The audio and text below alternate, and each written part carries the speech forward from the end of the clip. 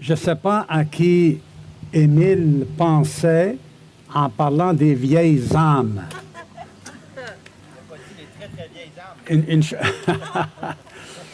En tout cas, je peux vous annoncer une bonne nouvelle. C'est que plus on vieillit, plus notre âme rajeunit. Par la grâce de Dieu, à force de toucher le Seigneur, d'être renouvelé dans notre âme, dans notre esprit. Moi, c'est ça, c'est mon expérience. Je trouve que je rajeunis. Alors, je trouve pas mal de jeunes qui sont pas mal plus vieux que moi. Bienvenue à nos invités. On a quelques personnes. Bienvenue. Je pense que... Ben non, on te connaît. Ben oui, tu étais à Trois-Rivières. Aïe, aïe, aïe. Bienvenue. La semaine dernière, nous avons entendu le témoignage de notre frère Benoît Chassé. Vous vous souvenez? Alors, on avait annoncé également au moins 3 dimanches, finalement en tout, son désir de se joindre à l'Assemblée Oasis et comme ça de s'engager avec l'Assemblée pour accomplir la mission que Jésus nous appelle à accomplir avec lui. Et comme il n'y a pas eu de problème, personne ne s'est objecté, alors selon nos statuts et règlements, on fait juste acclamer l'accueil et de notre frère Benoît. Tu es membre de l'Assemblée Oasis, mon cher frère. Bravo.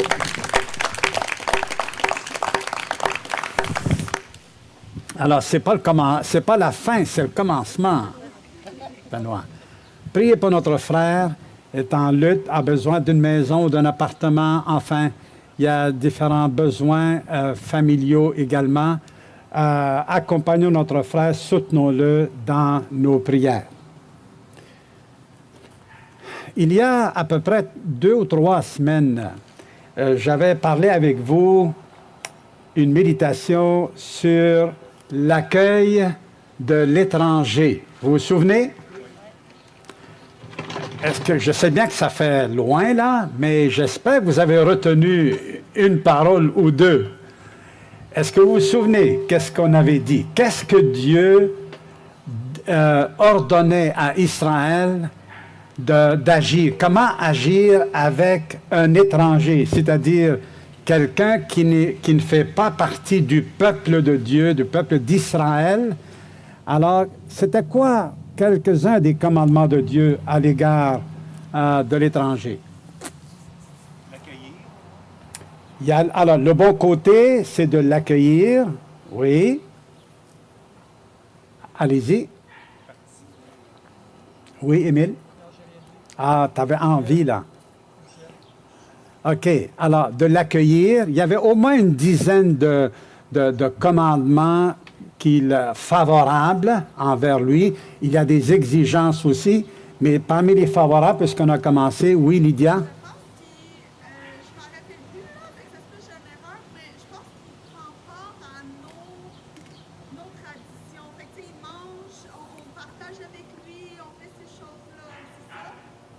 Alors, pour l'étranger, parmi les bonnes choses, c'est qu'il est accueilli, il doit être bien traité. Mais il y a des choses qu'il ne peut pas faire, il ne peut pas participer, par exemple, à la Pâque, à moins qu'il ne se convertisse à l'Éternel. Vous vous souvenez de ça? Alors, dès que la personne se convertit, qui était circoncis comme signe extérieur de cette conversion du cœur, alors là, il n'y avait plus de différence entre un juif, membre du peuple de Dieu, et cet étranger qui devient également membre du peuple de Dieu. C'est la même loi pour tous les deux. Il n'y a plus de différence entre les deux parce que tous les deux appartiennent à Dieu. Oui, Daniel? Là, tu parles de l'homme qui se fait circoncire. La femme, elle avait quoi comme ça? Il n'y avait pas de signe. Pourquoi tu veux savoir ça, là, aujourd'hui? Là? Ça vient de faire Eureka. Pourquoi? As-tu un signe? Oui, Dieu n'exigeait pas c'était juste l'appartenance à la famille. Et puis, mais le père, tous les garçons devaient être circoncis. La même chose pour l'étranger. Si lui voulait se faire circoncire, il fallait que tout ce qu'il y a d'homme dans la famille se fasse circoncire également comme signe extérieur de... Alors, il y avait donc des exigences et il y avait aussi des privilèges. Mais en l'Éternel, le point central, c'est que les deux forment un. Ils deviennent une unité. Et dans la Nouvelle Alliance, on en a parlé aussi, en Jésus, il n'y a plus de différence, ni entre un Libanais et un Québécois, ni entre un Américain, un Ukrainien, un Africain, n'importe quoi. En Christ, nous devenons un. OK?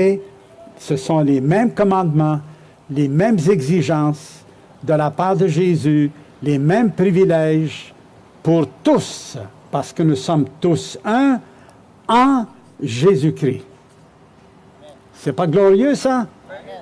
Il me semble que ça réglerait pas mal de problèmes que notre monde est affligé, comme le racisme, et comme les guerres, et comme le rejet, et tout ça. Mais en Jésus, et ça c'est le défi de l'Église, la vraie Église de Jésus qui appartient au Seigneur, de donner une démonstration de cette unité dans la foi en Jésus, devant le monde, et comme ça qu'ils puissent trouver qu'il y a de l'espoir. Il y a de l'espoir pour non seulement se tolérer et s'endurer, mais s'aimer et de donner notre vie les uns pour les autres. Ça va très loin. Donc, il n'y a plus d'étrangers en Christ. L'apôtre Paul, il dit dans Colossiens 1, verset 21, il dit « Vous étiez des étrangers. Vous étiez des ennemis. Vous étiez des étrangers. » Et là, ça n'a plus rien à voir avec la langue ou le genre de pays. Mais là, maintenant, la référence est Dieu lui-même. Comme dans l'Ancien Testament, celui qui était étranger à Israël, finalement, il était un étranger à l'Éternel. C'était un adorateur de Baal, un adorateur des divinités païennes. Et donc, un étranger à Dieu est un étranger au peuple de Dieu. Puis dans la Nouvelle Alliance, c'est exactement encore la même chose. Mais là, c'est le monde individuellement, et non pas en termes d'ethnie, mais individuellement. Tous les êtres humains sont déclarés par Dieu comme étant des étrangers. Tous sont des étrangers par rapport à Dieu. Et Dieu constitue, dans la Nouvelle Alliance, son peuple, l'Église, comme il l'a fait avec Israël, et dans l'Église et le peuple de Dieu, composé de personnes qui viennent d'arrière-plan absolument variés, qui viennent du monde entier. Ils ne viennent pas d'une seule ethnie, mais du monde entier. Dès le départ, Dieu avait l'intention de sauver, de bénir le monde. Et en choisissant pour commencer avec Israël, c'était pour faire d'Israël une source de bénédiction pour le monde entier. Alors, donc, si nous étions étrangers, nous étions des ennemis par rapport à Dieu, il est fort possible que nous étions ennemis aussi les uns les autres. D'ailleurs, regarde les guerres, regarde tous les problèmes, les prisons sont pleines, les hôpitaux sont pleins pour toutes sortes de maladies. La méchanceté est rampante dans le monde entier. le mensonge est rampant. Mais une chose intéressante, si l'Église, ceux qui font partie de l'Église sont les gens de la maison de Dieu, les gens de la famille de Dieu, par contre, notre statut dans le monde, c'est que nous sommes des étrangers dans le monde. Dans Hébreux, chapitre 11, versets 13 à 16, il parle de ces héros de la foi. Il dit, c'est dans la foi qu'ils sont tous morts, sans avoir reçu les biens promis, mais ils les ont vus et salués de loin. Et ils ont reconnu qu'ils étaient étrangers et voyageurs sur la terre. On a beau avoir des terrains quelque part, acheter une terre, nous sommes des étrangers et des voyageurs sur la terre. On a des amis qui sont partis faire le tour de l'Amérique du Nord. Ça fait 5 mois qu'ils sont partis. Savez-vous, ils ne restent pas à la même place très longtemps. Ce sont des étrangers, peu importe où est-ce qu'ils vont. Et puis ils vont finir par revenir chez eux. Bien, c'est comme ça que les disciples de Jésus, les chrétiens, sont vus par Dieu. Nous n'avons pas un certificat, comment j'appelle ça là, de résident permanent. Mais nous avons un certificat de résident temporaire. Est-ce qu'il y en a qui ont des résidents temporaires ici au Canada, là? Ça commence par résident temporaire, puis après ça, OK, ça devient. Mais nous avons le statut de résident temporaire. Peu importe les millions qu'on peut faire dans la vie, tout ça, ça va rester en arrière. Notre vrai chez nous, c'est le ciel, c'est la Nouvelle Jérusalem, c'est là où Papa se trouve. Là où notre Seigneur Jésus, notre grand frère, se trouve. Est-ce qu'ils sont sur la terre maintenant? Non. S'ils sont sur la terre, ils sont en nous. Mais ils n'ont pas une maison, ça c'est pas la maison de Dieu. Nous sommes la maison de Dieu, individuellement. Tous les vrais disciples de Jésus et l'Église et la maison de Dieu, en esprit. Mais notre vrai chez nous, il est au ciel. C'est notre résidence permanente. Jésus a dit que celui qui croit en lui, il lui donne la vie éternelle.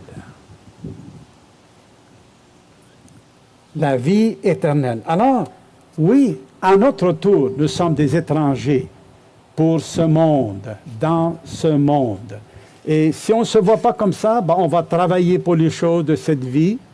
Or, l'apôtre Paul dit non, travailler pour les choses qui durent, pour l'éternité, pour la vie éternelle. Mettez tous vos efforts là. Jésus dit, cherchez avant le manger, le boire, les vêtements, avant tout ça là. Cherchez avant tout le royaume de Dieu et son standard de vie et sa justice. Et tout le reste, ça va vous être donné par-dessus. Nous sommes appelés à aimer Dieu. Or, Dieu n'habite pas sur la terre. Il est au ciel. Son trône est là. Jésus est là. Il nous attend. Et l'Esprit de Dieu nous a été donné pour nous conduire vers l'éternité. On va rentrer à la maison. À un moment ou l'autre, nous allons tous rentrer à la maison. Avez-vous hâte? Oui. Il y en a 2 qui ont hâte. Je suis certain que tous, on a hâte d'arriver là. Mais, alors, L'apôtre Pierre dit la même chose, il dit, bien-aimés, je vous encourage. Je vous encourage en tant que résident temporaire et étranger sur la terre à vous abstenir des désirs qui font la guerre à l'âme. Donc pendant votre passage, il y a bien des tentations, bien des épreuves aussi qui sont là. Ben, il dit, attention de ne pas vous ouvrir à ces choses-là, ils vont faire la guerre à l'âme. Et quand il y a la guerre en dedans de nous, puis on ne résiste pas à la tentation, ben on n'est pas en paix. Vrai?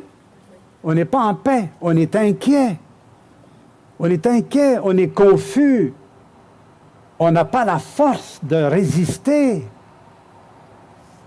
Alors, et si on ne se voit pas comme étranger, comme le Seigneur le dit, alors on va s'installer, on va s'ouvrir beaucoup plus aux valeurs de ce monde. Or, l'apôtre Jean dit que si on devient amis du monde, nous devenons ennemis de Dieu.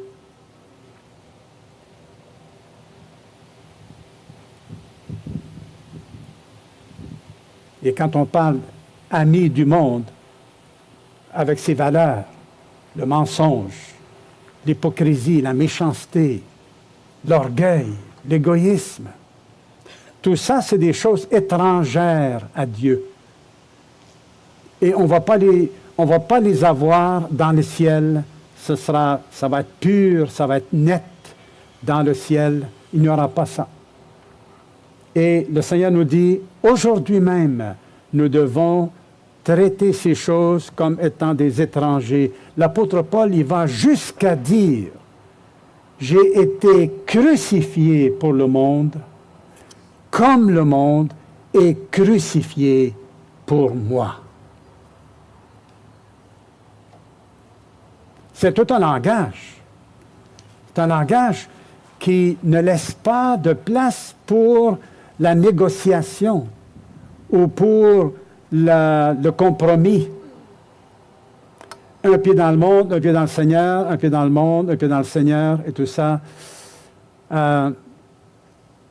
Ce que Dieu a fait, il a fait quelque chose de tranchant. Nous sommes ses enfants ou nous ne le sommes pas, ou nous sommes les enfants du diable. C'est comme ça qu'il...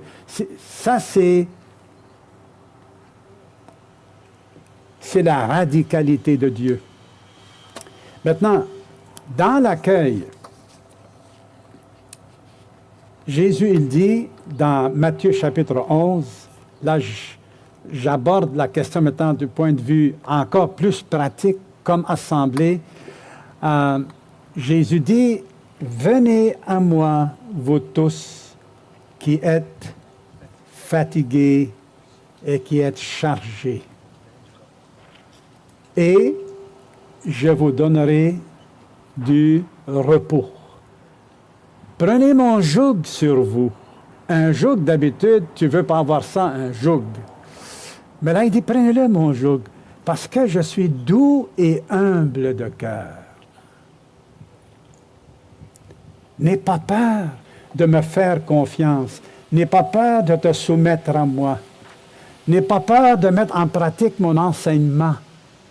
Si radical qu'il puisse être, n'aie pas peur. Je suis doux et humble de cœur. Et l'Église doit avoir cette magnifique caractéristique. Une Église qui est remplie de l'Esprit de Jésus et qui accueille l'étranger, qui accueille celui qui n'appartient pas encore à Jésus. Et il va y avoir tout ça de monde. Notre monde se complexifie. Maintenant, un enfant peut décider si c'est un garçon ou une fille. On a des mariages homosexuels qui sont très durs à concevoir. Tout ça, c'est légalisé. On tue les bébés dans le ventre de leur mère. Et il va y avoir tout ce de monde là. Peut-être quelques-uns d'entre nous, on était quelque part dans ces parages-là, dans ces eaux-là. Et comment on va les accueillir? Est-ce qu'on va les accueillir parce qu'on va leur dire « Hey, viens pas ici, t'as les cheveux trop mauves ou t'as les je sais pas quoi. »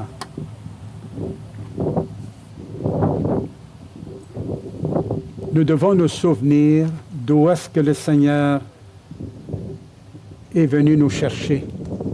Nous ne devons pas oublier. Dieu rappelait à Israël constamment par rapport à l'étranger. Vous avez été étrangers. Vous avez été étrangers. Vous avez été étrangers vous-même. Vous savez qu'est-ce qui ressent l'étranger. Vous savez.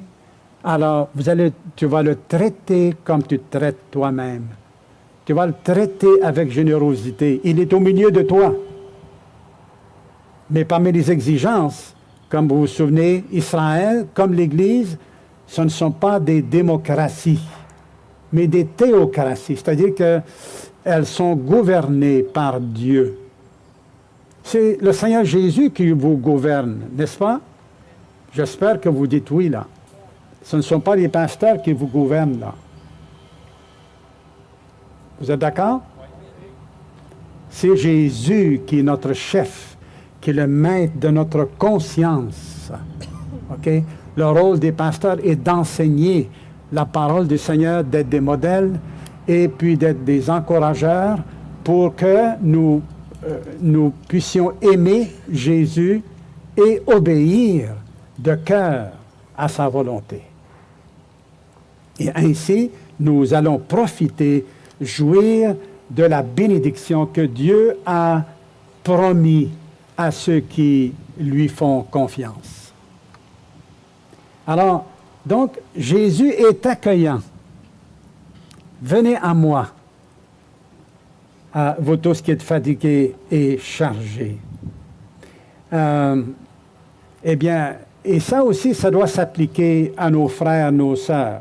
Parce que ça arrive qu'un chrétien, ça vous arrive-tu d'être fatigué et puis chargé d'avoir des problèmes, que ce soit pour la maladie, que ce soit la mort, que ce soit, enfin, notre frère m'a dit tantôt comment le médecin l'a arrêté de travailler. On peut être chargé et nous devons nous occuper de ne pas nous éloigner parce que ça va être exigeant si je commence à m'occuper de ce frère ou de cette sœur-là parce qu'il est dépressif ou parce que c'est le contraire. Nous devons faire un effort pour nous mettre à son écoute et de voir qu'est-ce que nous pouvons faire pour l'aider. Jésus a dit dans Jean 6, « Je ne mettrai pas dehors celui qui vient à moi. » Celui qui vient à moi, je ne le mets pas dehors. Peu importe d'où est-ce qu'il vient, peu importe comment est-ce qu'il est, il était un menteur avant, il vient à moi, repentant, il met sa foi en moi, je l'accueille, je ne le mets pas dehors. Il était voleur avant, il était avec les Hells Angels avant, il était un meurtrier, il se repent, il vient à moi, je ne le mets pas dehors. Je vais l'accueillir. Et Jésus dit, il n'y a personne qui vient à moi si ce n'est pas le Père qui l'attire. Mais il va l'attirer où, le Père? Où est-ce qu'il va l'attirer? Est-ce que lui-même va prendre quelqu'un pour il va dire, viens ici, je vais t'amener à Jésus?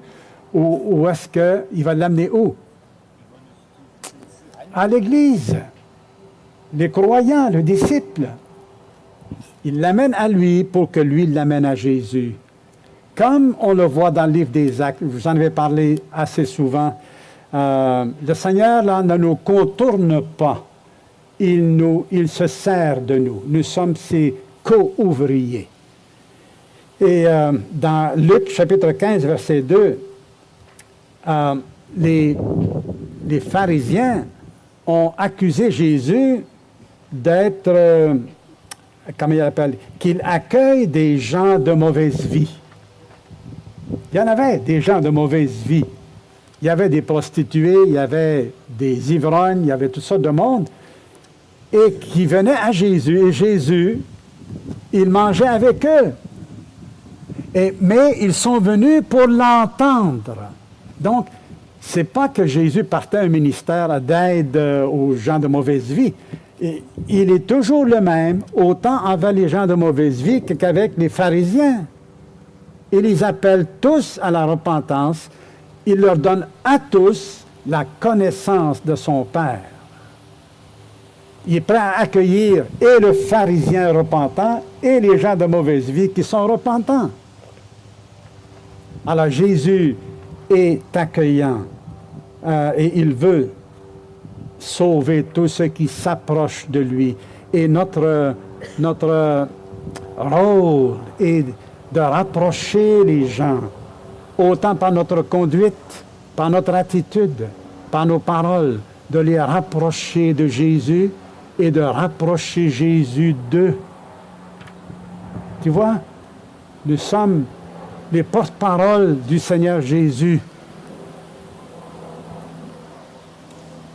Et dans certains cas, l'accueil de Jésus est conditionnel. Par exemple, il dit à ceux qui prétendent être de son peuple, ceux qui prétendent être ses disciples, mais dont la conduite n'est pas à la hauteur, il leur dit, ne touchez pas à ce qui est impur et je vous accueillerai. La pire chose qu'un être humain puisse entendre, et que je ne veux vraiment pas entendre, il y a des fois, je me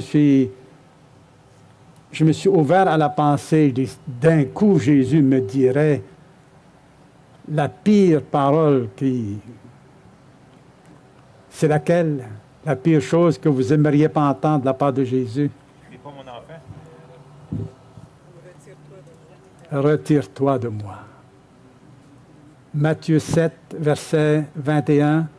Ce n'est pas tous ceux qui me disent Seigneur, Seigneur, qui entreront dans le royaume des cieux, mais celui-là seul qui fait la volonté de mon Père. Plusieurs me diront en ce jour-là, n'avons-nous pas fait ci, n'avons-nous pas fait ça, on a fait des miracles par ton nom. Je leur dirai alors ouvertement, franchement, sans embâche, je ne vous ai jamais connu, retirez-vous de moi, vous qui commettez, qui pratiquez l'injustice.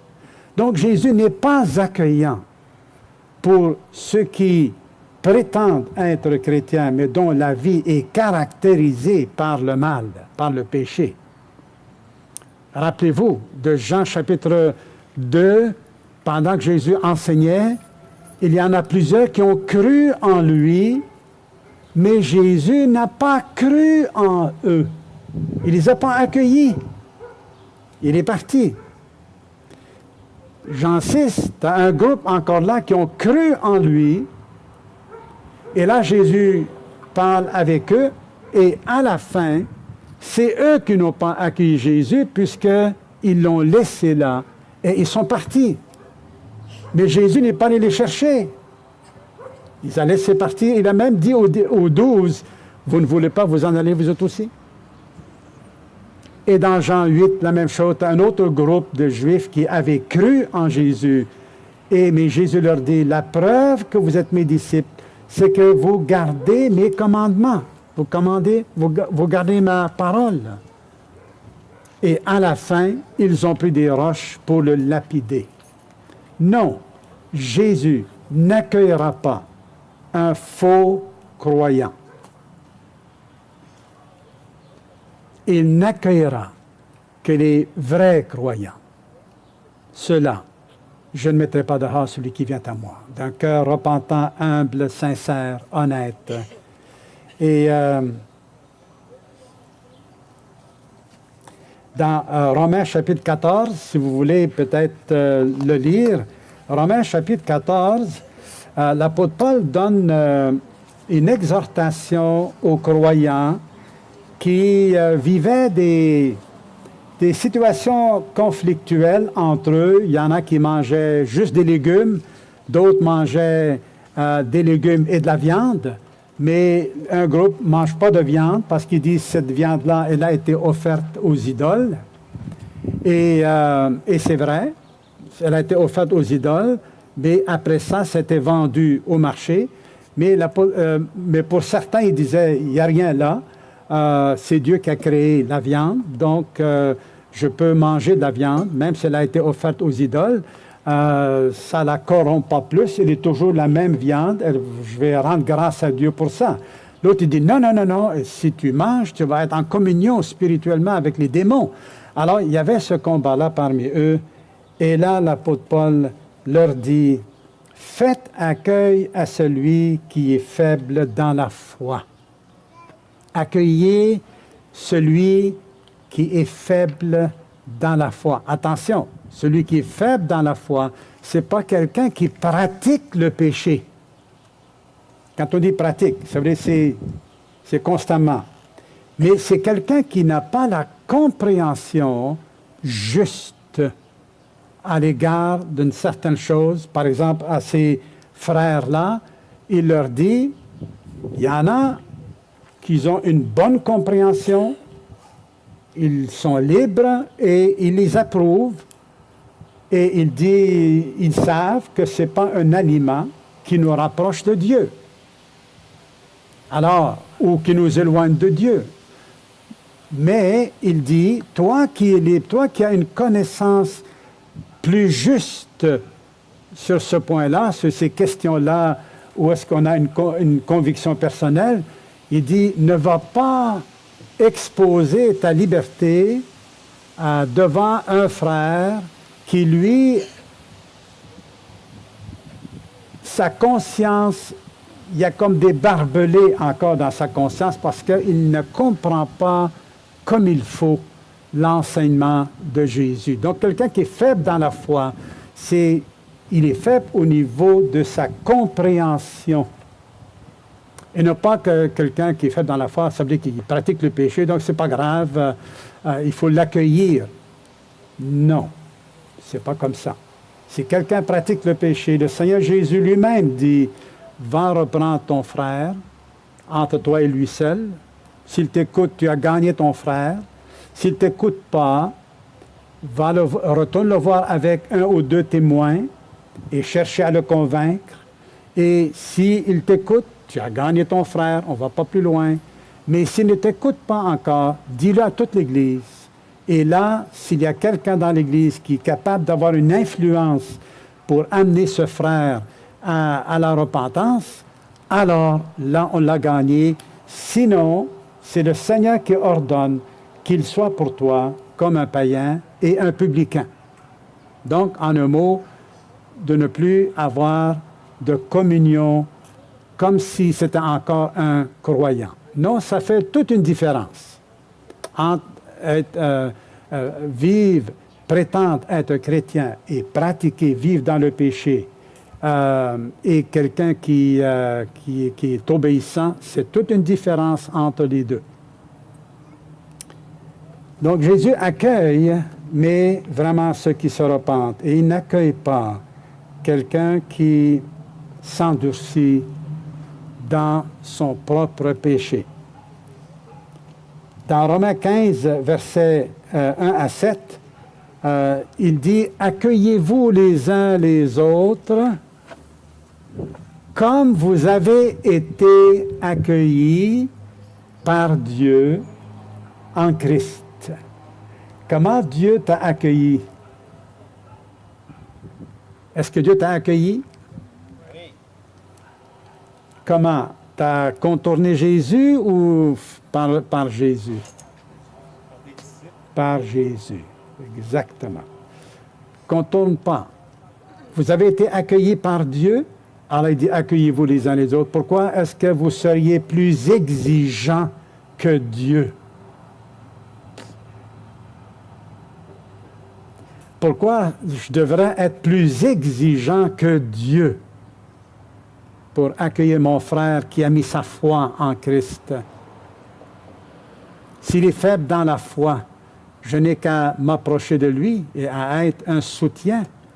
Si je crois que je peux l'aider à mieux comprendre, je vais lui proposer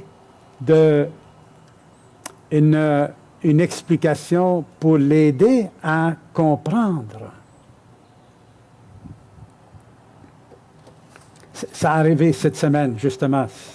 Il y a un frère qui avait des barbelés dans ses pensées et tout ça, puis des convictions comme sur quoi la Bible dit. Je lui dis gentiment, je lui dis, regarde qu'est-ce que la Bible dit pour vrai. Je lui ai juste montré le texte, on l'a lu ensemble et tout ça, là. Il a été libéré. Il avait un bon cœur, honnête, mais il a dit des choses qu'il a entendues. Mais là, en regardant dans l'Écriture, dans le contexte, etc., il a compris. Donc, nous sommes là pour nous supporter les uns les autres. Il n'y a pas de place pour se mépriser, pour se juger les uns les autres. On peut ne pas être d'accord, bien sûr, et très souvent, c'est le cas. On peut avoir des opinions différentes, mais il faut s'exercer à maintenir notre unité pendant que nous discutons de nos différences. Et ça, c'est l'amour qui doit absolument régner. L'amour et la paix règnent pendant qu'on discute. Et la même chose dans le couple, hein? Dans la famille, c'est pareil. Est-ce que vous êtes toujours d'accord comme couple? Oui, ça arrive que des fois on n'est pas d'accord. Vrai? En tout cas, vous ne voulez pas parler. D'accord, c'est correct, là. On réfléchit. Bon, c'est la même chose, là. Les mêmes principes les mêmes principes s'appliquent autant dans le couple, autant dans l'Église, autant sur la politique internationale. Les mêmes principes que Dieu a donnés sont bons pour l'humanité. Et donc, nous sommes appelés à accueillir un frère qui pense différent de nous. Et c'est peut-être plus difficile dans ces cas-là, ce que je constate, que les chrétiens vivent en paix dans cette attitude-là d'ouverture, que d'accueillir un étranger, un non-croyant. Parce qu'on dit un non-croyant, c'est normal, on n'a pas beaucoup d'attentes. Mais d'un croyant, ben là, on a toutes sortes d'attentes. Hein? Il n'est pas supposé faire ci, il est supposé faire ça. C'est juste ces deux expressions-là. Il n'est pas supposé, il est supposé. Ouh! La même chose dans le couple. Là. Ouais, mais mon mari il est chrétien, il est supposé agir comme ça, il est supposé faire ci. Ma femme est chrétienne, elle est supposée faire... Entre ce qu'un est supposé et pas supposé, oui, on peut en parler beaucoup, là. Alors, en résumé, Jésus accueille les humbles et arrangeons-nous nous-mêmes pour que ce soit facile aux autres de nous accueillir par notre humilité, par notre gentillesse, par notre amour, notre esprit de service. Ça va être un fardeau léger pour nos frères, pour qu'ils nous accueillent.